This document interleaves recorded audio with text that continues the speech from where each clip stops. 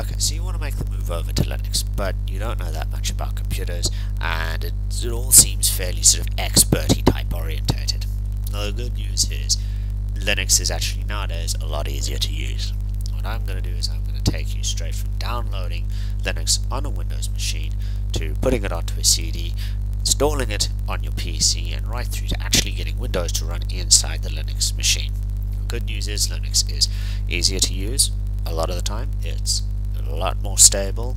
It's got a lot of advantages over Windows and also over Apple Mac in many aspects, and overall, generally speaking, you talk to any one of your hardcore techies, they'll tell you it's one of the best operating systems out there. Now in my next video I'm actually going to start everything and I'm going to take you straight to actually downloading it on a Windows machine. But before we get there, there's a couple of things you need to know. Me personally, I connect to my internet through a wireless connection. That basically means I've got a little box on my PC and I've got a little box somewhere else in the house, and the two talk to each other via a radio signal. Chances are you've got a similar setup in your own home. Okay? Now, this is called a little wireless router, and it plugs directly into the back of my computer, and I use it to talk to the internet. Now, the specific brand of this is called Alinsky's one.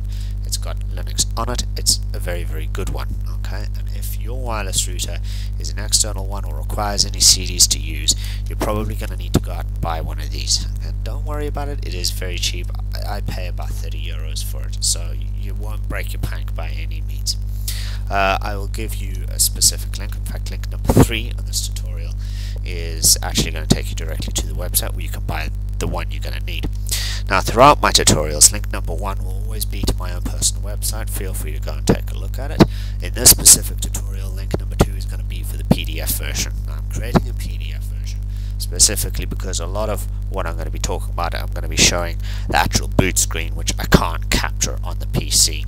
Okay, so I'm going to have a little webcam and I'm going to be filming the screen, talking you through it, which is great. You can use that if you have a second computer handy. If you don't, download and print the PDF, and that'll take you straight through it. But to get started, first off, we need to download Linux.